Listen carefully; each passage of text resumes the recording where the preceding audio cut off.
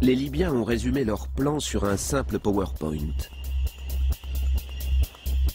Celui-ci prévoit le soulèvement de cellules dormantes dans la ville, simultanément à des frappes aériennes sur 300 objectifs identifiés par les deux hommes.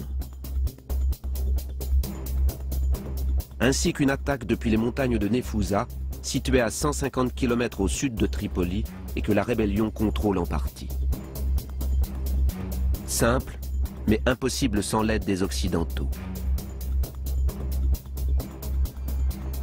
2 jours plus tard, les deux Libyens et Mahmoud Jibril rencontrent le président de la République. Il nous a écoutés très attentivement, puis il nous a mis en contact avec son chef des services de renseignement. C'était la première fois pour moi, avec de si hauts responsables, pour leur expliquer ce qu'on voulait faire. Ça a été une expérience étonnante, parce que nous, on n'avait aucune expérience, aucune compétence dans le renseignement. Et là, on se retrouve face à ces grands généraux à essayer de leur expliquer un plan tout simple.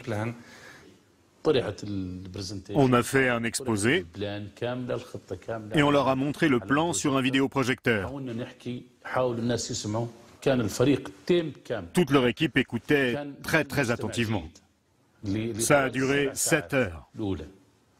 Ils nous posaient des questions sur le moindre détail, point par point. Et ensuite, on leur a expliqué ce dont on avait besoin pour mettre ce plan en œuvre. On a eu un autre rendez-vous avec le président, après la réunion avec les militaires, et il a accepté. À l'Élysée, les officiels étaient très explicites. Ils disaient « C'est évident, on ne peut pas continuer comme ça éternellement. Kadhafi est très fort, l'OTAN fait de son mieux, mais rien ne bouge. Il faut absolument faire quelque chose. » Je crois que ça a joué en notre faveur, parce que nous, on est arrivés avec ce plan et ils se sont dit « Ok, maintenant au moins on a quelque chose sur lequel travailler. »